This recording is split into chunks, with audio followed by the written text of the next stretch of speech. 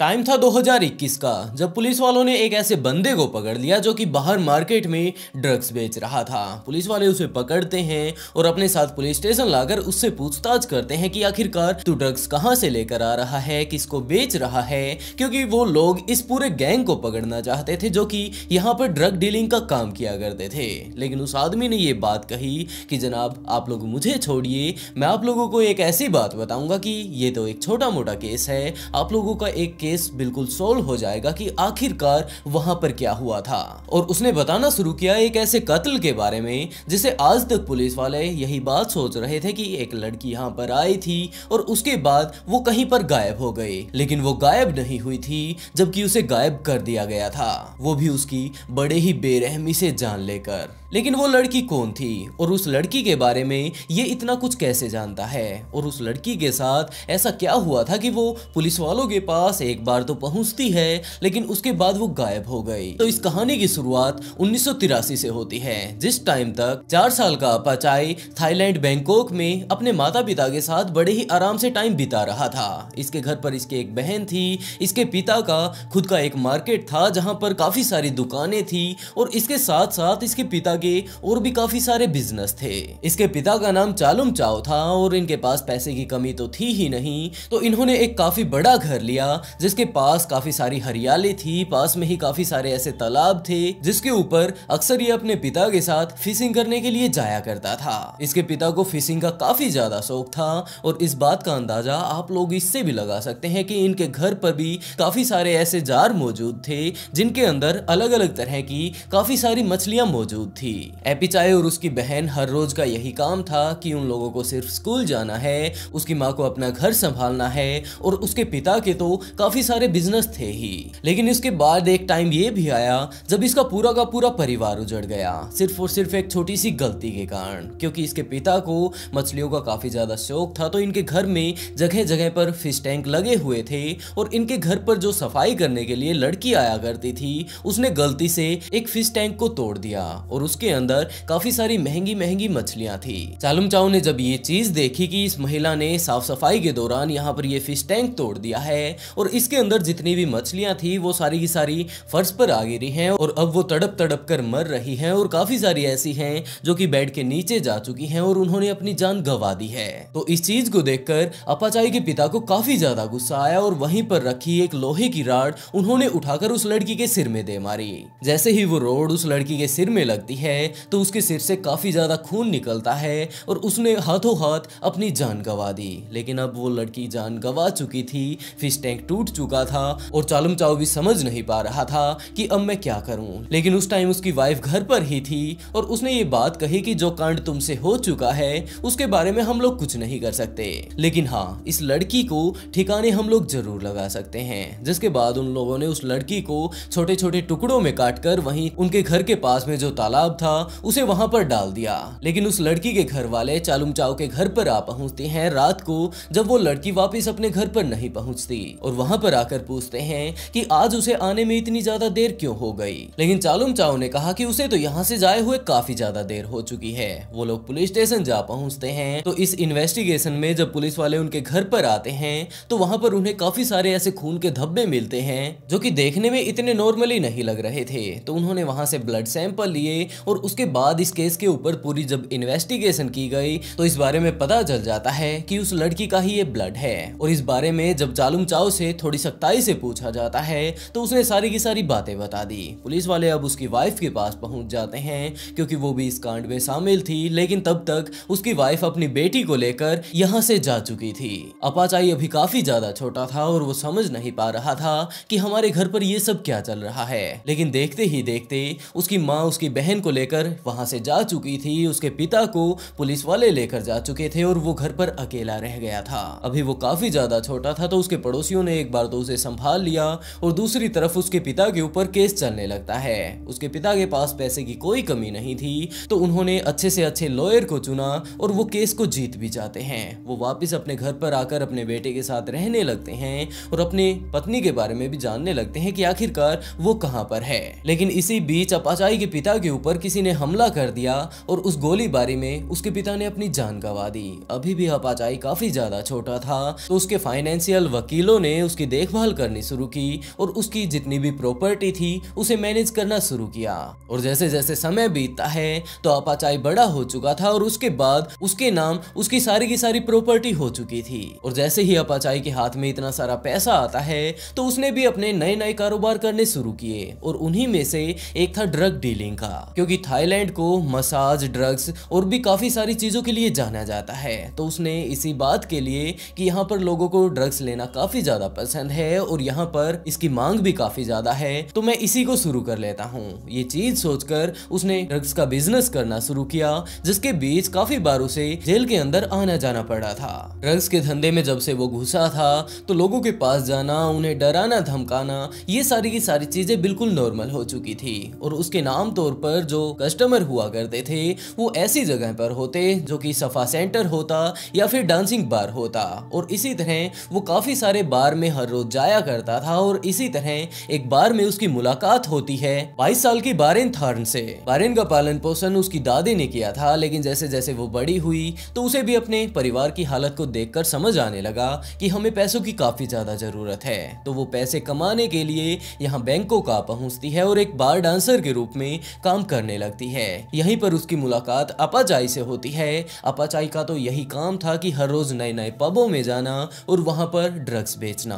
तो इसी तरह इनकी मुलाकात होती है और बारेन बार डांसिंग के साथ साथ मसाज का भी काम किया करती थी। तो अपाचाई ने उसे बुक किया अपनी मसाज करवाने के लिए और वो उससे मिलकर काफी ज्यादा खुश हुआ, जिसके कारण वो अक्सर उसे बुक करने लगा। धीरे धीरे कर ये दोनों एक दूसरे के काफी ज्यादा नजदीक आ गए और एक टाइम ऐसा भी आया जब अपाचाई ने बारेन से ये बात कही कि तुम्हें ये सब चीजें नहीं करनी चाहिए, तुम कोई और जाकर अच्छा सा काम करो, वहां पर भी काफी सारे पैसे हैं। लेकिन अपाचाई को इस बारे में पता था कि काम को लेकर बाहर कितनी ज्यादा मारामारी है। और वैसे भी अपाचाई को देखें तो इसे खानदानी बिजनेस मिला है और वहां से इसे काफी सारे पैसे मिले हैं। इसे कोई भी अंदाजा नहीं कि बाहर कितना ज्यादा स्ट्रगल करना पड़ता है पैसे कमाने के लिए। लेकिन अपाचाई ने कहा कि तुम्हारा जितना भी खर्चा वगैरह है वो मैं उठाने के लिए तैयार हूँ, लेकिन तुम ये सारी चीजें छोड़ दो। बैरन ने कुछ एक दिनों के लिए ये सारी चीजें छोड़ भी दी, लेकिन जिस तरह का वो खर्चा उसे दिया करता था उसके बदले वो पूरे तरीके से उसे कंट्रोल कर रहा था। वो ये बात बोलता कि तुम्हें ये करना चाहिए, ये नहीं करना चाहिए, अब तुम्हें किस चीज की जरूरत है, जो कुछ भी चाहिए तुम मुझसे लो। लेकिन टोटली अगर देखें तो बैरन लगातार इस चीज में घुटती जा रही थी कि उसे इसके तरीके से जीना पड़ रहा है, जिसके कारण वो वापिस अपने उसी काम धंधे पर जाने लगती है और वहीं पर जाकर वो नौकरी करने लगती है। अपाचाई इस बात को लेकर काफी ज्यादा निराश हुआ और वो वापिस जा पहुंचता है अपाचाई के पास। वो उसे उस रात के लिए बुक कर लेता है अपनी मसाज करवाने के लिए और अपने उसी घर पर ले आता है जिसे आज के टाइम में लोग हाउस ऑफ हॉरर बोल रहे थे। और एक टाइम में उसके पिता ने एक महिला की यहाँ पर जान ले ली थी जो कि उनके घर की साफ सफाई यहाँ पर करने के लिए आई थी। वो उसे वहां पर लेकर आता है और वो दोनों आराम से वहां पर रात बिताते हैं। लेकिन जैसे ही अगली सुबह होती है तो वारेन जा पहुंचती है पुलिस स्टेशन और वहां पर जाकर उसने पुलिस वालों को ये शिकायत की कि ये बंदा है जिसने की उसके साथ काफी ज्यादा मारा पीटी की है। लेकिन उस टाइम पुलिस वाले किसी और केस में उलझे हुए थे, तो उन्होंने बारेन से कहा कि हम लोगों ने आपकी शिकायत को लिख लिया है और हम इसके ऊपर कार्रवाई करेंगे। लेकिन जैसे ही एक दो दिन बीतते हैं इस बात को, तो पुलिस वालों ने वारेन को ढूंढना शुरू किया कि हम लोग अब आपके केस को देखने वाले हैं, पूरा बताइए कि आखिरकार आपके साथ क्या हुआ था। लेकिन उसके बाद पुलिस वालों को वारेन मिली ही नहीं। तो पुलिस वाले वारेन को ढूंढने लगते हैं कि ये महिला यहाँ पर आई थी और उसकी शिकायत थी और अब वो कहाँ पर चली गई। तो पुलिस वालों ने थोड़ी छानबीन की तो उन्हें पता चलता है कि वो लड़की तो जो कि यहाँ पर शिकायत करने के लिए आई थी वो 2 दिनों से गायब है। तो पुलिस वाले इस केस को मिसिंग केस में डालकर इसके ऊपर भी छानबीन करने लगते हैं। उन लोगों के हाथ कोई भी ऐसा सबूत नहीं लगा जिससे वो लोग अंदाजा लगा पाए कि आखिरकार उस लड़की के साथ क्या हुआ था। लेकिन इस चीज को बीते हुए अभी कुछ एक दिन ही हुए थे कि पुलिस वालों को एक ऐसा बंदा मिल जाता है जो कि वहीं पर ड्रग डीलिंग कर रहा था। तो पुलिस वाले उसे अपने साथ पकड़ कर लाते हैं और उसके ऊपर ड्रग्स के चार्जेस लगाने लगते हैं। लेकिन उस आदमी ने कहना शुरू किया कि जनाब आप लोग मेरे ऊपर ये ड्रग्स के चार्जेस मत लगाइए, मैं आप लोगों को एक ऐसा केस बता सकता हूं जिसे शायद आप लोग पिछले काफी दिनों से सोल्व करने की कोशिश कर रहे होंगे और मैं कंप्लीटली उसकी सारी की सारी जानकारी आप लोगों को दे दूंगा। पुलिस वाले भी इस बात के लिए राजी हो गए कि चलो ठीक है, हम आपकी सजा को थोड़ा घटा देंगे, बताइए उस केस के बारे में। तो उस आदमी ने कहा कि आप लोग मेरे ऊपर सिर्फ छोटा मोटा केस लगाइएगा, मैं उस घटना के बारे में आप लोगों को डिटेल से बताने वाला हूँ। तो पुलिस वालों ने कहा कि चलो ठीक ठीक है यार, मान गए हम, चलो तुम बताओ तो तुम जानते क्या हो। तो उसने बताना शुरू किया कि जनाब मेरा नाम चिलमजॉय है, मेरी मुलाकात अपाचाई से जेल में हुई थी, मैं ड्रग्स का काम किया करता था, वो भी किया करता था, तो हमारी जेल में दोस्ती हो गई और उसके बाद हम दोनों बरी हो गए। अब दोस्ती थी तो मैं बाहर आकर नॉर्मली अपना वही ड्रग्स वाला काम करने लगा, लेकिन इसी बीच उसने अपाचाई ने मुझे ये बात कही कि अगर तुम्हें पैसे की और ज्यादा जरूरत है तो तुम यहाँ मेरे घर के बाहर सिक्योरिटी गार्ड का काम कर सकते हो। मुझे पैसे की तो काफी ज्यादा जरूरत थी और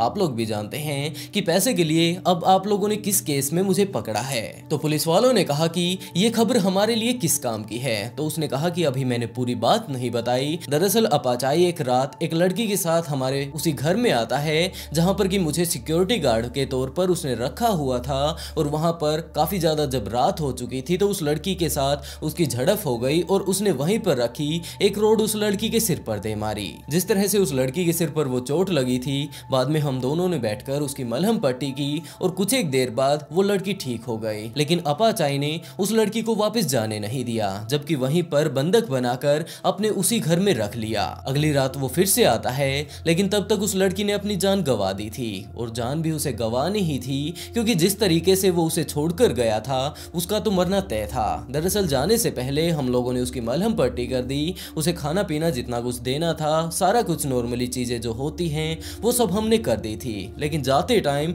हम लोगों ने उसे एक ताबूत में बंद कर दिया जो कि लोहे का था, और उसे पूरी तरीके से बंद कर दिया। शायद उसके अंदर हवा नहीं गई, जिसके कारण दम घुटने के कारण उस लड़की ने अपनी जान गंवा दी। लेकिन अब वो लड़की अपनी जान गंवा चुकी थी, तो अपाचाई ने मुझे अपने पास बुलाया और उस लड़की को दिखाते हुए ये बात पूछी कि अब इसका क्या करें। तो हम लोगों ने आखिर में यही डिसाइड किया कि उस लड़की को पूरी तरीके से रैप करके उसके ऊपर टेप वगैरह मारकर एक उसी ताबूत में बंद करके, जिसमें कि एक रात पहले उसे बंद किया था और दम घुटने के कारण उसकी मौत हो गई थी, उसमें डालकर उन लोगों ने वहीं तालाब के किनारे उसे एक पत्थर से बांधकर उस पानी के बीच छोड़ दिया, और पत्थर बंधा होने के कारण वो ताबूत उस पानी में डूब भी जाता है। अगर आप लोग आज भी जाकर चेक करें तो वो ताबूत वहीं पर मिलना चाहिए। पुलिस वालों को जैसे ही इस बारे में पता चलता है तो पुलिस वाले जा पहुंचते हैं उसी जगह पर और वहां पर जाकर इन्वेस्टिगेशन अपनी करने लगते हैं। लेकिन पुलिस वालों को उस ताबूत की जगह काफी सारे और भी कंकाल मिलते हैं, और आखिर में जब पुलिस वाले और ज्यादा तहकीकात करते हैं तो उन्हें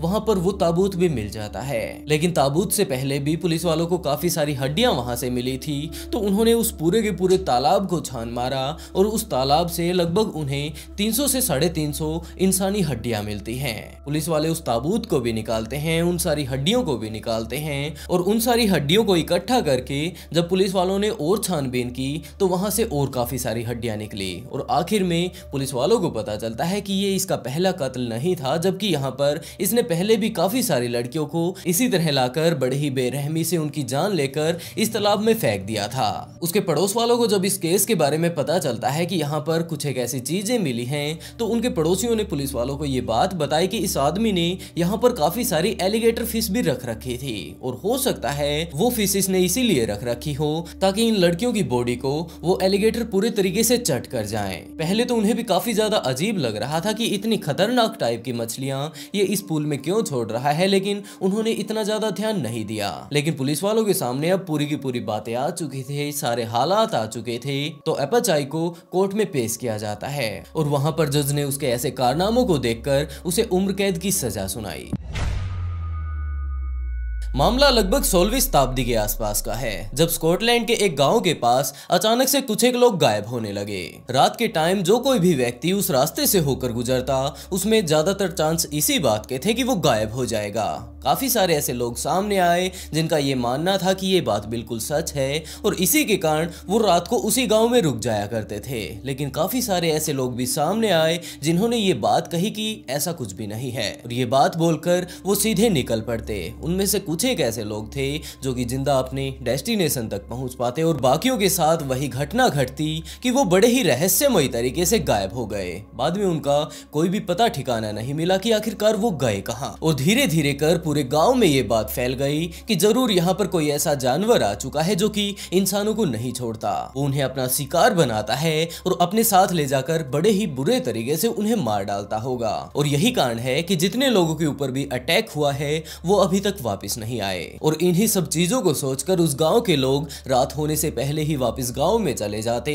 और कोई भी उस रास्ते से जो जाने वाला होता उसे भी इस बात के लिए मना कर देते कि वो रात के टाइम इस रास्ते से ना गुजरे। लेकिन काफी सारे साल इसी तरह जब बीत चुके थे तो एक टाइम ऐसा भी आया जब वहां समुद्र तट पर कुछ एक ऐसे बॉडी पार्ट्स पानी में बहकर आने लगे जो कि इंसानों के थे, और जो उनका हाल था वो तो मानो किसी से देखा ही ना जाए। लेकिन अभी भी सवाल यूं का यूं बरकरार था कि ये सारे लोग गायब कहां हो रहे हैं, और बाद में ये बॉडी पार्ट्स जो आ रहे हैं ये कहां से आ रहे हैं, और क्या ये बॉडी पार्ट्स उन्हीं लोगों के हैं जो कि कुछ एक दिन पहले यहां से गायब हो गए थे। दोस्तों, ये कहानी शुरू होती है स्कॉटलैंड से, जहां पर एक छोटा सा गांव था और उसी गांव में एक अलेक्जेंडर स्वानीबीन नाम का लड़का रहता था। वो एक किसान के घर पर पैदा हुआ था और उसके पिता की एक ही सोच थी कि जैसे उसका खुद का पालन पोषण हुआ है उसी तरह बड़े ही आराम से उसके बेटे का भी पालन पोषण हो और वो भी उसी की तरह एक किसान बने। लेकिन अलेक्जेंडर को ये बात लगती थी कि अगर वो खेती करेगा तो यहाँ पर उसे काफी ज्यादा मेहनत करनी पड़ेगी और उसके बाद उसके पास इतने पैसे आ पाएंगे कि वो अपना काम चला सके। लेकिन उसे कुछ ऐसी चीज चाहिए थी जिसमें वो बड़े ही आराम से बैठकर काफी मोटी रकम कमा सके, और ऐसा उस टाइम सिर्फ व्यापार में हुआ करता था। तो उसने एक व्यापारी बनने की सोची, लेकिन उसके पास इतना पैसा नहीं था कि वो व्यापार में लगा सके और उसके बाद अपना व्यापार शुरू कर सके। तो वो कुछ एक दिन अपने पिता के साथ अपने खेतों में काम करवाता है। लेकिन जब वो थोड़ा बड़ा हुआ तो उसने जाकर मेहनत मजदूरी करना शुरू किया, लेकिन वहां पर भी उसे मेहनत काफी ज्यादा करनी पड़ती थी। तो वो वापिस आ जाता है और इसी बारे में सोचने लगता है कि वो किस तरह अपना व्यापार शुरू करे जिससे वो जल्द से जल्द अमीर हो पाए और आराम से बैठकर काफी सारा पैसा कमा पाए। वो इस टाइम इन्हीं सब उलझनों में उलझा हुआ था कि इसी टाइम उसकी मुलाकात एग्निस डगलस से होती है। वो एक दूसरे गांव की लड़की थी, लेकिन अक्सर जब इनकी आपस में मुलाकात हुआ करती थी तो एक टाइम ऐसा आया जब इनके बीच कुछ ज्यादा ही प्यार बढ़ जाता है और इन दोनों ने ये डिसाइड किया कि हम दोनों शादी कर लेंगे। लेकिन डगलस के अगर पास्ट की बात की जाए तो उसके गांव में वो काफी ज्यादा बदनाम थी। उसके गांव वालों का ये कहना था कि ये महिला एक डायन है। उसके गांव से अक्सर कुछ एक लोग गायब होते रहते थे और उनके गांव वालों का ये मानना था कि हो ना हो ये महिला एक डायन है और इसी ने ले जाकर उनकी बलि वगैरह चढ़ा दी होगी शैतान को खुश करने के लिए। और ऐसा काफी बार हुआ भी था, क्योंकि वो गांव वाले सीधा का सीधा ये बात नहीं बोल रहे थे, जबकि डगलस की कुछ एक ऐसी हरकतें उन लोगों ने पकड़ ली थी जिससे ये बात प्रूव हो रही थी कि ये कोई नॉर्मल महिला नहीं है। तो एक तरफ तो डगलस अपने गांव से तंग आई हुई थी और दूसरी तरफ अलेक्जेंडर भी इस बात को लेकर काफी ज्यादा तंग रहता था कि हमेशा उसके पिता इस बात को लेकर उसके पीछे पड़े रहते हैं कि वो खेती ही करना शुरू कर दे। व्यापार जैसी चीज के लिए काफी ज्यादा इन्वेस्टमेंट की जरूरत होगी और उनके पास पैसे नहीं हैं। तो ये दोनों ही अपने घर परिवार से अपने गांव से तंग हो चुके थे। तो इन दोनों ने ये डिसाइड किया कि हम लोग आपस में शादी कर लेते हैं और उसके बाद इस जगह को ही छोड़ देते हैं। डगलस भी इस बात के लिए तैयार थी, अलेक्जेंडर भी तैयार हो चुका था और उसके बाद उन दोनों ने भागकर शादी कर ली और दूसरे गांव में जाकर वो वहां पर बस गए। लेकिन अब घर चलाने के लिए पैसे की जरूरत होने वाली थी और अलेक्जेंडर से मेहनत का काम तो होता ही नहीं था। तो अलेक्जेंडर और डगलस ने मिलकर ये प्लान बनाना शुरू किया कि हम लोग क्यों ना चोरी करना शुरू कर दें, क्योंकि वहां पर ना तो इतनी ज्यादा मेहनत करनी पड़ती है, हर रोज हमें 3-4 घंटे देने होंगे और उसके बाद हम लोगों के पास इतने ज्यादा पैसे आ जाएंगे कि हम लोग खुलकर उन्हें यूज कर पाएंगे। और यही बात सोचकर उन दोनों ने चोरी करना शुरू कर दिया। लेकिन जिस तरह का उन लोगों ने सोचा था कि कुछ एक देर हम लोग चोरी पर लगाएंगे उसके बाद माला माल हो जाएंगे, ऐसा कुछ भी नहीं था, क्योंकि उन लोगों के पास कुछ एक पैसे आ जरूर जाया करते थे। लेकिन जब भी कोई व्यक्ति उसके गांव में आता तो उन्हें पहचान लिया करता था कि ये वही लोग हैं जिन्होंने उसे लूटा था। और उसके बाद उन लोगों ने अपना गांव चेंज किया। लगातार वो लोग गांव चेंज करते जा रहे थे, लेकिन कोई ना कोई बंदा ऐसा आ पहुंचता था उनके पास जिन्होंने उसे धोखा दिया हो और उनके पैसे उनसे चुरा लिए हों। तो आखिर में ये दोनों काफी ज्यादा तंग हो गए और उन लोगों ने डिसाइड किया कि हम लोग गांव में रहना ही बंद कर देंगे। हम लोग जाकर किसी न किसी ऐसे वीरान जगह पर रहेंगे जहां पर हमारे अलावा कोई रहता ही ना हो, और हम लोग उसके बाद कितने भी चोरियां करें और कहीं पर भी करें हमें कोई पकड़ने वाला होगा ही नहीं। और इसी बात को सोचकर वो लोग ऐसी जगह पर जा पहुंचते हैं जो कि एक समंदर के किनारे थी और गुफा भी कुछ इस तरह की जिसके मेन गेट के ऊपर हमेशा पानी चढ़ा रहता था, क्योंकि ये एक समंदर के किनारे थी और इसके अंदर जाने के लिए उस पानी के नीचे से होते हुए गुफा के अंदर जाया जाता था। तो उन लोगों ने अपना एक परमानेंट ऐसा ठिकाना बना लिया जहां पर उन लोगों ने ये डिसाइड कर लिया कि हम यहाँ पर आने वाले जितने भी राहगीर होंगे उन सभी को लूटा करेंगे। और ये बात सोचकर वो लोग दिन में सोने लगे, रात को बैठ जाया करते थे अपनी शिकार की वेट में। तो जब भी कोई व्यक्ति उस रास्ते से रात के टाइम गुजरता तो वो उसके ऊपर हमला कर देते और उसके पास जितना भी खाने पीने की चीजें हुआ करती थी या फिर महंगी चीजें हुआ करती थी वो उससे छीन लेते। वो उन सारी चीजों को छीनकर अपने साथ उस गुफा में लेकर जाने लगे और यही सब चीजें अगले काफी दिनों तक होती रही। लेकिन एक टाइम ऐसा भी आया जब उन लोगों ने उन राहगीरों को सिर्फ और सिर्फ लूटना नहीं जबकि मारना भी शुरू कर दिया।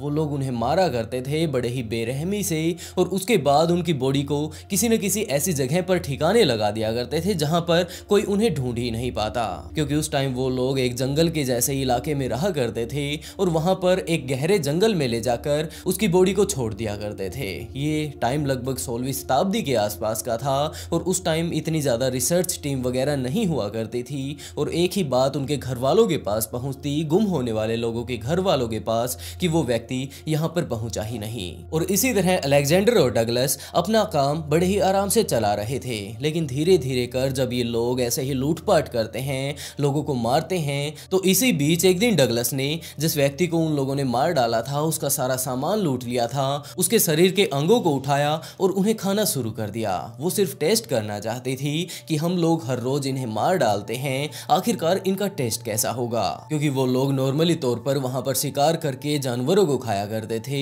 तो मांस जैसा मांस देखकर उसके दिमाग में ये बात आई कि आखिरकार इसका टेस्ट कैसा होगा, और यही बात सोचकर उसने उस आदमी को खाना शुरू कर दिया। और उसके बाद उसने अलेक्जेंडर को भी कहा कि जरा इसे भी तो टेस्ट करके देखो। अलेक्जेंडर और डगलस ने उन लोगों को उठाया जो कि उन्होंने अभी अभी मारे थे और उन्हें अपने साथ गुफा में वो लेकर जाते हैं। वहां पर उन लोगों ने उन्हें खाना शुरू कर दिया और कुछ एक दिनों बाद उनकी ये आदत बन गई। लेकिन उसके बाद क्या था, पहले तो वो लोग उन इंसानों को कच्चा खाया करते थे, लेकिन अपनी गुफा में ले जाने के बाद वहां पर वो आग जलाने लगे और एक हंडिया में उन्हें पकाने भी लगे। टाइम बीतने के साथ साथ इनके परिवार में बढ़ोतरी होती है और इनके टोटल 14 बच्चे हुए, जिनमें 6 लड़कियां और 8 लड़के शामिल थे। इनका परिवार यहीं पर नहीं रुकता है, जबकि इनके भाई बहन ही आगे चलकर शादी कर लेते हैं, जिनके आगे और बच्चे होते हैं। अब डगलस के पोता पोतियों को अगर देखा जाए तो 14 उसकी पोतियां हो चुकी थी, 18 उसके पोते हो चुके थे और लगातार उसकी फैमिली बढ़ती जा रही थी। अब वो लोग जब भी शिकार करने के लिए बाहर जाते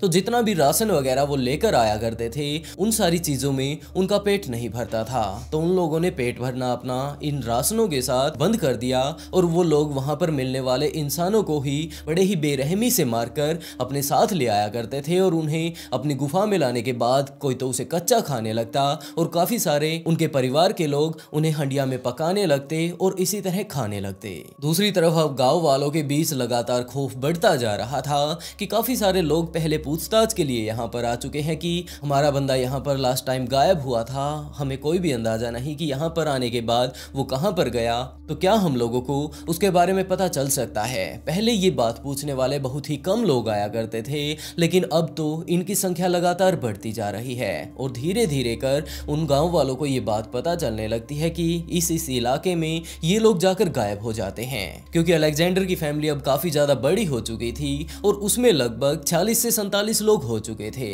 और अब उन्हें खाने के लिए भी ज्यादा से ज्यादा चीजें चाहिए, जिसके कारण वो लोग ज्यादा से ज्यादा शिकार करने लगते हैं और रोड पर आने जाने वाले लोगों को वो अपना शिकार बनाया करते थे। रात के टाइम जब भी वो लोग वहां से गुजरते राहगीर, तो वो उन्हें दबोच लेते और बड़े ही बेरहमी से मारकर अपने साथ गुफा में ले जाकर उन्हें वहीं पर हजम कर लेते।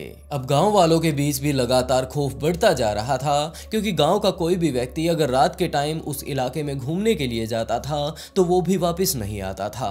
तो अब गांव वाले भी काफी ज्यादा घबराने लगे और वो लोग रात होने से पहले ही अगर उस जंगल में कोई काम हो या फिर उन्हें आना जाना हो तो वो रात होने से पहले ही कर लिया करते थे। और रात के टाइम वो लोग अपने गांव में बैठकर इस बारे में भी डिस्कस किया करते थे कि यार ऐसा क्या चल रहा है हमारे गांव में कि अगर यहाँ से कोई जाता है तो अगले गांव पहुंचता ही नहीं, और बीच में ये जो जंगल है और ये समंदर है इसी के बीच गायब हो जाता है। और इस बात को लेकर उन लोगों के बीच काफी सारी अब अफवाहें भी आने लगी थी कि एक ऐसा जानवर आया है जो कि किसी को दिखाई नहीं देता, और देखते ही देखते इसी बारे में पता चलता है कि जो बंदा बंदा यहाँ पर खड़ा था अब गायब हो चुका है। वहीं काफी सारे लोगों का ये भी मानना था कि यहाँ पर कोई डायन रहती है जो कि चलते लोगों को गायब कर देती है। और काफी सारे लोगों का ये भी कहना था कि यहाँ पर एक इतना बड़ा भेड़िया आ चुका है कि अगर वो किसी इंसान को काट ले तो उसकी गर्दन को वो एक ही बार में हजम कर जाएगा। और इसी तरह की काफी सारी अफवाहें उन लोगों के बीच फैल रही थी। उन लोगों ने जाकर अपने महाराज को इस बारे में बताया और उसके महाराज ने इस बारे में छानबीन करवानी शुरू की कि आखिरकार वहां पर क्या चल रहा है। और इस छानबीन में काफी सारे ऐसे निर्दोष लोगों ने अपनी जान गंवा दी जिन्होंने कुछ किया ही नहीं था, क्योंकि उस महाराज के कुछ एक सैनिकों का ये दावा था कि ये जो महिला है ये डायन है और यही इन सभी लोगों को गायब कर रही है। और काफी सारे ऐसे आदमियों के ऊपर भी कि ये उन्हें गायब करके उनकी बलि चढ़ा देते हैं। और जंगल में काफी सारे ऐसे इंसानी अवशेष भी मिले हैं जो कि बड़े ही बुरे तरीके से काट पीट रखे थे। राजा को जिनके ऊपर भी शक होता वो उन्हें इस तरह की सजा देते जिसमें उन लोगों को अपनी जान गंवानी होती थी। और ये सारी चीजें बिल्कुल इसी तरह लगातार चलती जा रही थी। किसी को कोई अंदाजा नहीं था कि आखिरकार यहाँ पर चल क्या रहा है। लेकिन एक टाइम ऐसा भी आया जब एक आदमी अपनी वाइफ के साथ उस रास्ते से रात के टाइम गुजर रहा था। तो अलेक्जेंडर की पूरी फैमिली आ पहुंचती है उस आदमी के पास। चारों तरफ से उन लोगों ने उन्हें घेर लिया क्योंकि उनकी संख्या काफी ज्यादा थी और वो महिला पुरुष सिर्फ 2 ही थे। उन लोगों ने आकर उनके ऊपर हमला कर दिया। बड़े ही जोर से वो लोग चिल्ला रहे थे और इनके चिल्लाने की आवाज को सुनकर वो महिला काफी ज्यादा घबरा गई। लेकिन वो आदमी नहीं, क्योंकि वो असल में एक ट्रेंड फाइटर था। उसके पास इस टाइम उसकी बंदूक थी और तलवार भी थी। लेकिन वो जब तक कुछ समझ पाता उस पूरी फैमिली ने उनके ऊपर हमला कर दिया और उसकी वाइफ को अपनी तरफ खींच लिया। वो फाइटर अभी देख ही रहा था कि ये सब क्या हो रहा है कि तभी उसकी वाइफ को वो लोग खींच लेते हैं और उसे जिंदा ही वो लोग काटने लगते हैं। कोई उसकी आंतड़ियां खींच रहा था, कोई उसके हाथों को काटकर एक तरफ लेकर चला गया। और बिल्कुल इसी तरह का वहां पर मंजर हो चुका था कि मानो काफी सारे आदि मानवों ने उन्हें घेर लिया हो। लेकिन ये चीज देखकर, अपनी वाइफ की ऐसी हालत देखकर उसने अपनी बंदूक निकाल ली और तलवार भी निकाल ली। और उसके बाद 1-2 बंदों को उसने शूट कर दिया और उसके बाद अपनी तलवार से ही उनके ऊपर वो हमला कर देता है। लेकिन उस फैमिली के काफी सारे लोग वहां पर मौजूद थे और वो बंदा अकेला था। तो वो तुरंत अपने घोड़े पर बैठता है और उस गांव की तरफ भागने लगता है। और वहां पर जाकर उसने सारी की सारी बातें बताई कि उसने क्या देखा। ये पहला बंदा था जो कि उस गांव में जिंदा पहुंचा और उसकी बातों को सुनकर वो गांव वाले भी बड़े ही भयानक तरीके से घबरा गए कि ऐसा हमारे जंगल में क्या रहता है। उन गांव वालों ने बिल्कुल ही उस जंगल में जाना छोड़ दिया। लेकिन वो फाइटर अब काफी ज्यादा गुस्से में आ चुका था क्योंकि उसने अपनी वाइफ को अपनी आंखों के सामने जान गंवाते हुए देखा था। तो वो उस टाइम के महाराज जेम्स 6 के पास जा पहुंचता है और उन्हें पूरी की पूरी कहानी बताता है। उस राजा ने ये बात कही कि मैं पिछले काफी दिनों से इस बारे में सुन रहा हूँ और काफी सारे ऐसे लोग मौजूद हैं जिन्होंने इसके चक्कर में अपनी जान गंवा दी। लेकिन यहाँ पर ऐसा आखिरकार कौन कर रहा है? तो राजा ने अपने सैनिकों की एक टुकड़ी वहां पर भेज दी और सैनिकों ने जाकर उस पूरे जंगल को छान मारा कि यहाँ पर जो कुछ हरकतें हुई थी यहाँ पर तो कुछ भी नहीं। और वहां पर कुछ भी ना मिलने के बाद वो लोग वापस राजा के पास पहुंचते हैं और उन्हें पूरी की पूरी कहानी बताते हैं कि वहां के हालात कुछ ऐसे हैं। राजा भी कंफ्यूजन में कि सारा का सारा जंगल उन्होंने छान मारा, काफी बड़ी बड़ी उसने बाद में टुकड़ियां भेजी, लेकिन उन लोगों के भी हाथ जब कुछ भी नहीं आया तो सारे लोग परेशान थे कि आखिरकार यहाँ पर चल क्या रहा है। लेकिन इसी टाइम दूसरी तरफ इस समंदर के किनारे काफी सारी ऐसी हड्डियां थी, काफी सारे इंसानी बॉडी पार्ट्स थे जो कि समंदर के किनारे आकर रुक जाया करते थे। वो तैरते तैरते समंदर के दूसरी तरफ से वहां पर आया करते थे। और ये सारी बातें जब राजा को पता चलती है तो उसने अपने मंत्रियों से इस बारे में डिस्कस किया और उन लोगों ने अपने सैनिकों को शिकारी कुत्तों के साथ वहां पर भेजा। जिसके बाद शिकारी कुत्ते वहां पर जाते हैं और पूरे तरीके से सूंघने के बाद समंदर की तरफ ही भौंकना शुरू कर दिया। राजा के सैनिक कुछ समझ नहीं पा रहे थे कि आखिरकार समंदर के दूसरी तरफ ऐसी क्या चीज है। लेकिन लगभग 1 हफ्ते तक वहां पर छानबीन करने के बाद उन सैनिकों को भी इस बारे में पता चल जाता है कि यहाँ पर एक ऐसी गुफा मौजूद है जिसका रास्ता समंदर के पानी से होते हुए नीचे से है। और समंदर से होते हुए वो सारे के सारे सैनिक जब उस गुफा के अंदर घुसते हैं तो वहां का माहौल देखकर उनकी भी रूह कांप गई, क्योंकि चारों तरफ वहां पर इंसानी कंकाल लटके हुए थे। काफी सारे ऐसे बर्तन मौजूद थे जिनके अंदर अभी भी इंसानी शरीर को उबाला जा रहा था। क्योंकि अब ये पूरी की पूरी फैमिली इंसानों को भी खाने लगी थी। पहले वो लोग कच्चा खाया करते थे, लेकिन आज के टाइम में वो लोग इतने ज्यादा अपग्रेड हो चुके थे कि वो अलग अलग तरह की चीजों को लगाकर इंसानी बॉडी पार्ट्स को खा रहे थे, और उन्हें खाने के बाद जो बाकी बचे कंकाल थे उन्हें वो इसी तरह फेंक दिया करते थे। फेंक देने के कारण वो सारे के सारे समंदर में चले जाते, और समंदर में जाने के बाद जब वो सारे के सारे समंदर के किनारे आ लगते, और वहां पर देखकर लोग घबरा जाया करते थे कि आखिरकार ये सब क्या चल रहा है। लेकिन अब तक राजा के सैनिक वहां पर उस गुफा में पहुंच चुके थे, और उसके बाद उन सभी को बंदी बनाकर वो लोग राजा के सामने पेश करते हैं। और राजा ने इस परिवार की ऐसी हरकतों को देखकर उस परिवार में जितने भी आदमी थे उन सभी को बीच से चिरवा दिया, उन लोगों के 4 टुकड़े करवा दिए, और ये घोषणा करवा दी कि जो कोई भी कुछ इस तरह की हरकत करेगा उसे इसी तरह की सजा दी जाएगी। और उस परिवार में जितनी भी महिलाएं थी उन सभी को जिंदा जला दिया, क्योंकि काफी सारे ऐसे लोग मौजूद थे जिनका ये कहना था कि ये सभी डायन हैं, और डायनों को वो लोग जला दिया करते थे। जिसके चलते राजा ने यही आदेश दिया और उन सभी महिलाओं को जिंदा ही जला दिया। और कुछ इस तरह इस फैमिली को पकड़ा गया, जिन्होंने टोटल अगर देखा जाए जितने भी कंकाल वगैरह मिले थे, जितने भी सबूत मिले थे, उसके हिसाब से इन लोगों ने लगभग 25 सालों तक यूं ही इंसानों का शिकार किया था, और लगभग हजारों लोगों को इन्होंने खा लिया था। इस दुनिया में मौजूद हर एक व्यक्ति किसी न किसी चीज से प्यार भी करता है और नफरत भी, जिसमें उसकी पसंदीदा चीजें भी हो सकती हैं। और नफरत के तौर पर देखें तो कोई वस्तु हो सकती है, कोई इंसान हो सकता है, और हो सकता है वो कोई जानवर ही क्यों ना हो। और ऐसे ही एक केस के बारे में आज हम लोग जानने भी वाले हैं, जहां पर एक व्यक्ति महिलाओं से काफी ज्यादा नफरत करता था।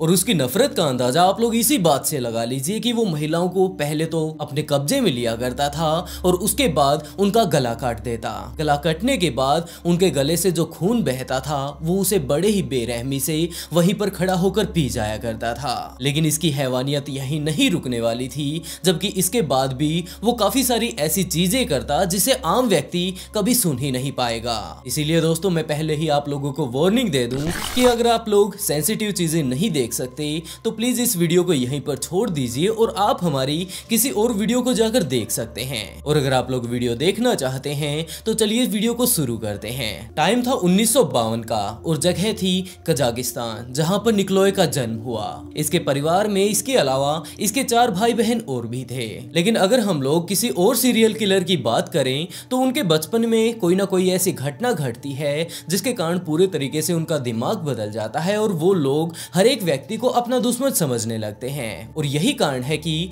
आगे आने वाले टाइम में वो काफी सारे लोगों की जान ले लेते हैं। लेकिन निकोलाई के साथ ऐसा कुछ भी नहीं था। इसके माता पिता ने इसका बड़े ही ध्यान से पालन पोषण किया। ये स्कूल में जाता है, और उसके बाद स्कूल जब इसका कंप्लीट हो चुका था तो इसका इंटरेस्ट काफी सारी जॉब्स में था, और उन सारी जॉब को ये जाकर करने लगता है। लेकिन जब तक 1977 का टाइम आया, ये 25 साल का हो चुका था, और ये आखिर में एक फायर फाइटर के रूप में काम करने लगता है। निकोलाई की जिंदगी बड़े ही आराम से बीत रही थी। अब उसके पास जॉब थी और किसी भी तरह की समस्या उसकी जिंदगी में नहीं थी। लेकिन एक टाइम ऐसा आया जब वो सुबह के टाइम अपनी नौकरी के लिए तैयार हो रहा था तो उसकी तबीयत अचानक से बिगड़ जाती है। वो सीधा का सीधा हॉस्पिटल जा पहुंचता है अपना चेकअप करवाने के लिए कि अचानक से मुझे क्या हुआ। और जब वो वहां पर जाकर अपना चेकअप करवाता है, उसकी सारी की सारी रिपोर्ट आती है, तो डॉक्टर्स ने उसे बताया कि उसे सिफिलिस और ट्राइकोमोनियासिस नाम की बीमारी है। तो निकोलाई ने डॉक्टर्स से इस बारे में पूछना शुरू किया कि ये बीमारी मुझे कैसे हो गई, मैंने तो कोई ऐसी चीजें भी नहीं खाई। तो डॉक्टर्स ने निकोलाई को बताया कि आपने किसी ऐसी लड़की के साथ फिजिकल रिलेशनशिप बनाया है जिसके कारण ये बीमारी आपको हो गई है। ये बात सुनकर निकोलाई काफी ज्यादा निराश हुआ और अपनी दवाइयां वगैरह लेकर वो वापस घर पर आ जाता है। लेकिन जब उसे इस बारे में पता चला कि किसी लड़की के कारण उसे ये बीमारी हो गई है और ये बीमारी अब उसे पूरी जिंदगी सताने वाली है, तो वो उस लड़की से नफरत करने लगता है। लेकिन उसे भी कोई अंदाजा नहीं था कि आखिरकार वो कौन सी लड़की थी, क्योंकि काफी सारी ऐसी लड़कियां उसकी जिंदगी में आई थी जिसके साथ उसने फिजिकल रिलेशन बनाया था। अब जब भी वो अपनी जॉब पर जाता, वहां पर काम करता, तो उसे एक ही बात ये सताती रहा करती थी कि लड़कियों के कारण उसे ये बीमारी हो चुकी है। और जब भी उसे फायर फाइटर के तौर पर कहीं पर काम करने के लिए जाना पड़ता तो वहां पर भी वो एक ही चीज यही देखा करता था, जिन महिलाओं को वो बचा रहा है इन्हीं के कारण उसे ये बीमारी लगी है। और ये बात सोचकर वो हमेशा परेशान रहने लगा। और एक टाइम ऐसा भी आया जब उसके दिमाग में ये बात आने लगी कि इन महिलाओं के कारण ही मेरा ये आज हाल है, जिसके कारण मुझे लगातार गोलियां खानी पड़ रही है और मेरे शरीर में एक परमानेंट बीमारी आ चुकी है। तो वो इस बात को काफी ज्यादा सीरियस ले लेता है और उसने एक बात ठान ली कि इन महिलाओं के साथ मैं बदला लेकर रहूंगा। लेकिन उस टाइम तो ऐसा उसने कुछ भी नहीं किया और वापस अपने घर पर आ जाता है। घर पर आने के बाद कुछ एक दिन यूं ही बीतते रहते हैं, जिसके बाद एक दिन रात को वो वैसे ही अपने घर से बाहर घूमने के लिए निकला हुआ था अपनी गाड़ी लेकर कि उसी टाइम उसे एक लड़की दिखाई देती है जो कि सामने से पैदल पैदल आ रही थी और वो उसे काफी ज्यादा खूबसूरत लगी। वो उसे लगातार देखता जा रहा था, लेकिन इसी बीच उसे ये बात भी याद आती है कि इन्हीं जैसी लड़कियों के कारण आज उसे एक बीमारी हो चुकी है, वो भी परमानेंट, जिसके कारण वो अपने आप को नहीं रोक पाया और उसके दिमाग में ये बात आई कि मैं इस महिला के साथ मेरा बदला लूंगा। और वो अपनी गाड़ी वहीं पर छोड़कर उस महिला की तरफ बढ़ने लगता है। पहले तो वो महिला बड़े ही आराम से जा रही थी, उसे कोई अंदाजा नहीं था कि उसका कोई पीछा कर रहा है। लेकिन जब वो महिला एक वीरान इलाके से गुजर रही थी तो निकलोय उसके पास जा पहुंचता है और उसे पकड़ लेता है। लेकिन अभी तक वो महिला इस बात को समझ नहीं पाई कि ये बंदा आकर उसे पकड़े हुए है, ये आखिरकार उससे चाहता क्या है। उसने यही बात सोची कि शायद हो सकता है ये कोई लुटेरा होगा और यही बात सोचकर वो उससे अपने हाथ छुड़ाकर वहां से भागने लगती है। लेकिन उस महिला की स्पीड इतनी नहीं थी कि वो निकलोय से आगे निकल जाए। निकलोय उसके पीछे पीछे जाता है और उसे जबरदस्ती करके पकड़ लेता है। वो महिला चिल्लाने ही वाली थी कि उससे पहले ही निकलोय ने उसके मुंह पर हाथ रख लिया और अपने साथ जो वो चाकू लेकर आया हुआ था उसे उस महिला के गले पर मार देता है। ये चाकू लगते ही उस महिला के गले से खून निकलने लगता है और निकलोय जैसे ही इस खून को देखता है तो निकलोय को खुद समझ नहीं आया उस टाइम कि आखिरकार वो क्या कर रहा है।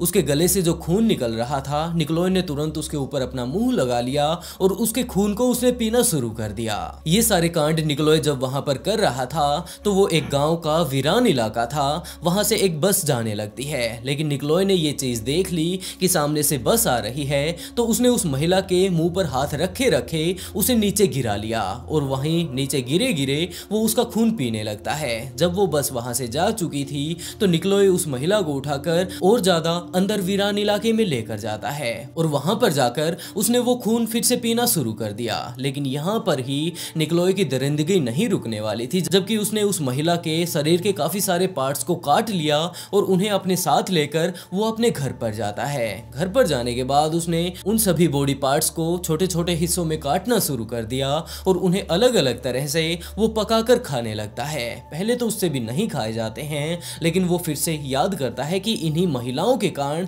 आज उसकी जिंदगी पूरे तरीके से बर्बाद हो चुकी है और यही कारण है कि आज के टाइम वो हॉस्पिटलों में धक्के खा रहा है। और यही बात सोचकर वो उस महिला के छोटे छोटे जो उसने बॉडी पार्ट्स काट रखे थे उन्हें खाने लगता है। कभी तो उन्हें मिर्च मसाला लगाकर खाता, कभी उन्हें तलकर खाता और इसी तरह काफी सारे एक्सपेरिमेंट उसने उस रात किए और वो उस महिला को लगभग अगले एक हफ्ते तक खाता है। लेकिन दूसरी तरफ शहर से एक महिला गायब हुई थी। उसके परिवार वाले पुलिस के पास जा पहुंचते हैं। पुलिस वाले काफी सारी इन्वेस्टिगेशन करते हैं और लगभग हफ्ते 10 दिन बाद ही उस महिला का कटा फटा शरीर वहां पर उस उजाड़ इलाके में मिल जाता है। पुलिस वाले काफी ज्यादा तहकीकात करते हैं, लेकिन कोई भी ऐसा सबूत पुलिस वालों के हाथ नहीं लगता जिससे पुलिस वाले इस बात को समझ पाए कि आखिरकार इस महिला के साथ क्या हुआ था। लेकिन दूसरी तरफ निकलोय उसकी बॉडी का काफी अच्छा स्वाद ले रहा था। निकलोय के घर तक पुलिस नहीं पहुंच पाई क्योंकि उन्हें कोई सबूत नहीं मिला था और इस बात को जानकर निकलोय के अंदर भी थोड़ा कॉन्फिडेंस आता है कि हाँ, मैंने कर दिखाया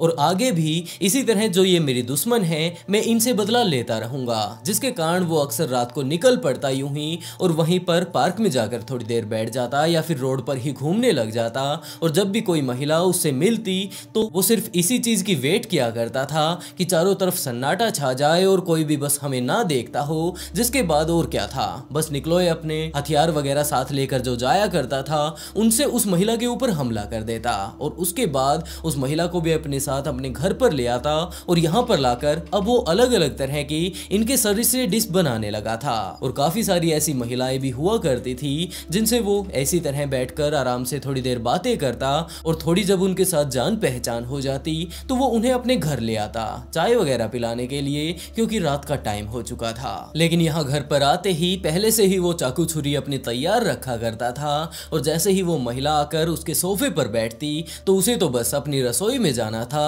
और वहां से अपना सारा का सारा सामान लाकर उसे मारना था, जिसके बाद वो अपने रूम में बैठकर उनके गले को काट देता, उनकी काफी सारी नसों को काट देता और उनसे उनका खून पीने लगता। इसी तरह वो काफी सारे आगे चलकर मर्डर करता है। लेकिन एक टाइम ऐसा भी आया जब वो रात को बैठकर काफी ज्यादा शराब पीता है और शराब पीकर अपनी वहीं फायर फाइटर वाली जॉब पर चला जाता है। उस दिन वो शराब पीकर गया था और पहले भी काफी बार वो शराब पीकर जा चुका था। तो उसका एक सहकर्मी ये बात उसे बोलता है कि उसे इस तरह शराब पीकर यहाँ पर नहीं आना चाहिए, जब भी वो ड्यूटी पर आए थोड़ा अच्छे से आए। और इसी बात को लेकर निकोलॉय को काफी ज्यादा बुरा लगता है और उसने अपने पास रखी बंदूक निकालकर उस आदमी को शूट कर दिया। साइड में बैठे बाकी फायर फाइटर्स इस चीज को देख रहे थे कि नॉर्मली ये बंदा सिर्फ इसे समझा रहा था कि इस तरह इसे शराब पीकर नहीं आना चाहिए, लेकिन इसने तो इसे उड़ा ही दिया। जिसके बाद उन लोगों ने उसकी गन छीन ली, क्योंकि उन्हें पता था कि ये शराब पीकर आया है और हो सकता है ये एक दो को और यहाँ पर लिटा दे। तो उससे पहले ही उन लोगों ने उसकी बंदूक छीन ली और उसके बाद पुलिस वाले आते हैं और उसे गिरफ्तार कर लेते हैं। लेकिन जब उसके ऊपर केस चल रहा था तो जज ने उसके हाव भाव को देखकर ये बात कही कि पहले तो जाकर इसका थोड़ा मेंटली चेकअप करवाओ, क्योंकि मुझे नहीं लगता कि ये जिस तरह का बर्ताव यहाँ पर कर रहा है ये मेंटली फिट होगा। और मेडिकल रिपोर्ट में पता चलता है कि इसे स्किज़ोफ्रेनिया है और आमतौर पर देखा जाए तो ये वाला लक्षण लगभग सभी सीरियल किलर में पाया गया है। जज ने उसकी मेंटल रिपोर्ट पढ़ी और उसके बाद उसे जेल नहीं जबकि मेंटल हॉस्पिटल भेज दिया गया, ताकि वहां पर इसका अच्छे से इलाज हो पाए। निकोलॉय का उस हॉस्पिटल में लगभग 1 साल तक इलाज चलता है, जिसके बाद डॉक्टर्स ने ये बात कही कि अब ये बिल्कुल फिट है। जिसके बाद उसे यूं का यूं फ्री कर दिया गया, एक हत्या कर देने के बाद भी, क्योंकि जज का ये कहना था कि उस टाइम तो ये मेंटली फिट नहीं था, लेकिन अब ये बिल्कुल ठीक है। और निकोलॉय तो दूसरी तरफ इसी वेट में था कि वो बाहर कब जाए, क्योंकि उसे बाहर जाकर टेस्टी टेस्टी खाना भी खाना है। और जब उसे उस हॉस्पिटल से निकाल दिया गया तो उसने वापस घर पर आते ही अगले 1 महीने के अंदर अंदर उस शहर की 3 लड़कियों को निपटा दिया। वो बाहर जाता, इसी तरह उन्हें अपने साथ ले आता, जो साथ ना आती उनको वहीं पर जाकर मारकर उसकी बॉडी को अपने साथ ले आता। और अब तक उसने अपने घर पर इंसानों की काफी सारी डिशेस बना दी थी। दूसरी तरफ पुलिस भी अब चौकन्नी हो चुकी थी और उन्होंने आम लोगों को ये कहना शुरू कर दिया था कि वो रात के टाइम अकेले घर से बाहर ना निकले, और उसमें भी मेन तौर पर महिलाएं, क्योंकि जितनी भी मिसिंग रिपोर्ट आई हैं या फिर डेड बॉडी जिनकी मिली है वो सारी महिलाएं ही थी। तो ऐसे में ज्यादातर महिलाओं ने तो घर से बाहर निकलना ही बंद कर दिया, और कुछ एक जो निकला करती थी वो ऐसे टाइम पर निकला करती थी जहां पर भीड़ भाड़ वाला इलाका हो। लेकिन निकोलॉय को इन सभी चीजों में काफी ज्यादा तकलीफ होने लगी कि अब वो जाकर कहां से लड़कियां किडनैप करके लाएगा। तो उसने ये प्लानिंग बनानी शुरू की कि क्यों न वो अपने घर पर ही सभी को इनवाइट करे, क्योंकि जब वो छोटी छोटी काफी सारी जॉब किया करता था अलग अलग तरह की, तो उस टाइम हफ्ते के एंड में वो काफी सारे पैसे इकट्ठे कर लिया करता था अपने सारे दोस्तों को मिलाकर, और आखिर में वो लोग मिलकर पार्टी किया करते थे। तो उसके दिमाग में यही बात आई कि चलो थोड़ा खर्चा करना पड़ेगा, लेकिन खुद लड़कियां चलकर उसके पास आएंगी। और यही बात सोचकर वो अपने घर पर पार्टी अरेंजमेंट करता है, और उसने अपने दोस्तों से ये बात बोलनी शुरू की कि रात को पार्टी होने वाली है, तुम आना, अपने साथ अपनी दोस्तों को लाना, और इसके अलावा जो कोई भी तुम्हारा जान पहचान का हो उसे भी ले आना, क्योंकि आज मैं काफी ज्यादा खुश हूँ। और ये बात वो हर एक अपने दोस्त से किया करता, और इसके अलावा जब भी वो बाहर जाया करता था, दुकान वाला हो, कोई भी और उसका जान पहचान वाला हो, उन सभी से ये बात वो बोला करता था। और एक टाइम ऐसा आया जब वो पार्टी करने वाला होता तो उसके घर पर काफी अच्छी भीड़ लग जाती, और इतने सारे लोगों को देखकर निकोलॉय काफी ज्यादा खुश होता,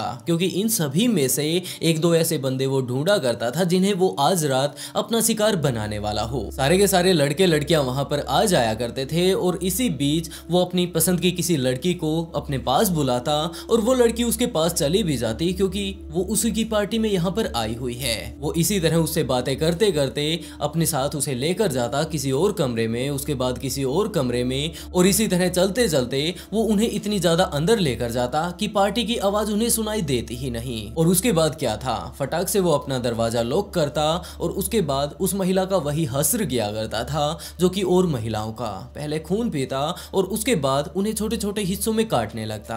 अगर उसके शरीर पर थोड़ा बहुत खून भी लग जाता तो वो उसे धो लेता, कपड़े वगैरह चेंज करके वो थोड़ी ही देर बाद पार्टी में वापस आ जाता, और उसके बाद देखता कि आज कोई और लड़की उसे पसंद है या नहीं, और उसके बाद अगर पसंद हो तो वो उसे भी अपने साथ लेकर लेकर चला जाता। धीरे धीरे कर उसके पास इंसानी मांस की काफी बड़ी मात्रा हो गई। तो उसने ये बात सोची कि आज तक मैंने सिर्फ और सिर्फ ये डिश खुद ही चेक की है, क्यों ना मैं किसी और बंदे को टेस्ट करवाऊं, अपने जो इतने सारे मेहमान आते हैं क्यों ना उन्हें सर्व करूं। और ये बात सोचकर उस मांस से वो काफी सारी और डिशेस बनाने लगा। अगली बार जब भी वो पार्टी किया करता था तो अपने आने वाले मेहमानों को वो सारी चीजें वो खिलाया करता था और वहीं से एक आधी लड़की को वो अपने पास रख लेता अगली बार की डिश के लिए। और इसी तरह वो लगातार कत्ल पे कत्ल करता जा रहा था। लेकिन एक टाइम ऐसा भी आया जब वो एक आदमी को अपने साथ लेकर दूसरे कमरे में जाता है और वहां पर जाकर उस आदमी का भी यही हश्र करने लगता है। लेकिन जब तक वो ये सारे काम करता उससे पहले ही उसके दोस्त वहां पर आ जाते हैं कि यार निकलोय पता नहीं कहां पर गायब हो जाता है अचानक से, तो क्यों ने हम लोग उसे ढूंढ कर लाएं। और वो निकलोय को ढूंढते ढूंढते वहां पर आ पहुंचते हैं। जब वो वहां पर पहुंचते हैं तो उन्होंने देखा कि निकलोय एक आदमी को बड़े ही बेरहमी से मार रहा है। वो लोग इस चीज को देखकर काफी ज्यादा घबरा गए और तुरंत वापस पार्टी में भागकर आते हैं। और यहाँ पर आने के बाद वहां पर मौजूद सभी लोगों को इस बारे में बताते हैं कि निकलोय पूरे तरीके से सटिया चुका है, वो कुछ इस तरह की हरकतें कर रहा है। वहां पर मौजूद लोगों ने पुलिस को इन्फॉर्म कर दिया और पुलिस वाले भी वहां पर आ पहुंचते हैं। पुलिस वाले जब उसे गिरफ्तार करने के लिए अंदर जाते हैं तो उस टाइम पुलिस वालों ने देखा कि अभी भी ये बंदा यहाँ से भागा नहीं, जबकि इस मरे हुए आदमी को छोटे छोटे हिस्सों में वो काट रहा है। तो पुलिस वाले उसे अपनी गिरफ्त में लेते हैं और उसे नीचे लाकर जब अपने साथ लेकर जाने ही वाले थे तो वो उनसे छुड़ाकर वहां से भाग जाता है। लेकिन पुलिस वाले फिर भी उसका पीछा करते हैं। वो काफी दिनों तक यूं ही भागता रहता है, लेकिन 19 दिसंबर 1980 को वो पुलिस की गिरफ्त में आ जाता है। पुलिस वाले उसे पकड़कर फिर से वहीं कोर्ट में लेकर जाते हैं और कोर्ट में जाते ही वही सारे के सारे केसेस उसके ऊपर लगने लगते हैं कि आखिरकार इस बंदे ने क्या किया है और आज से पहले भी क्या इसने कोई ऐसा कांड रचा था। तो जज ने पाया कि ये वही बंदा है जो कि दिमागी तौर पर काफी ज्यादा कमजोर है। तो पुलिस वालों ने उससे पूछताछ करनी शुरू की और जज के सामने ये पेश किया कि जनाब ये वही बंदा है जिसके कारण पिछले काफी महीनों से शहर से लड़कियां गायब हो रही हैं। और उन लोगों ने सारी की सारी डिटेल उस जज को बताई। पुलिस वालों को पूरा अंदाजा था कि ये बंदा जरूर अब उम्र कैद के लिए जाने वाला है, लेकिन ऐसा कुछ नहीं हुआ। जज ने फिर से ये बात कही कि ये बंदा दिमागी तौर पर कमजोर है, इसे हॉस्पिटल की जरूरत है और उसे हॉस्पिटल भेज दिया जाता है, लेकिन इस सजा के साथ कि वो कभी भी वापस बाहर नहीं आएगा। अगले 1 साल तक उसका यूं ही एक मेन हॉस्पिटल में इलाज चलता है और उसके बाद डॉक्टर्स ने ये कहना शुरू कर दिया कि ये बंदा धीरे धीरे कर ठीक हो रहा है और इसे अब इतनी ज्यादा इमरजेंसी नहीं कि यहीं पर इसे रखें, तो इसे किसी नॉर्मल मेंटल हॉस्पिटल में हम लोग ले जा सकते हैं। और ये बात बोलकर डॉक्टर उसे वहां से रेफर कर देते हैं। लेकिन पुलिस वाले जब इस हॉस्पिटल से किसी और हॉस्पिटल में उसे लेकर जा रहे थे तो इसी बीच निकलोय फिर से भाग जाता है और वहां से वो भागकर उज्बेकिस्तान आ पहुंचता है। यहाँ पर जंगलों में उसने काफी दिन बिताए, लेकिन आखिर में वो थक हार चुका था और उसने ये बात डिसाइड की कि क्यों न वो एक छोटा मोटा क्राइम करके जेल में चला जाए ताकि उसकी आगे की जिंदगी थोड़ी आराम से बीत पाए। तो वो उज्बेकिस्तान में मौजूद एक किसान की भेड़ चुरा लेता है। वो उस भेड़ को उठाकर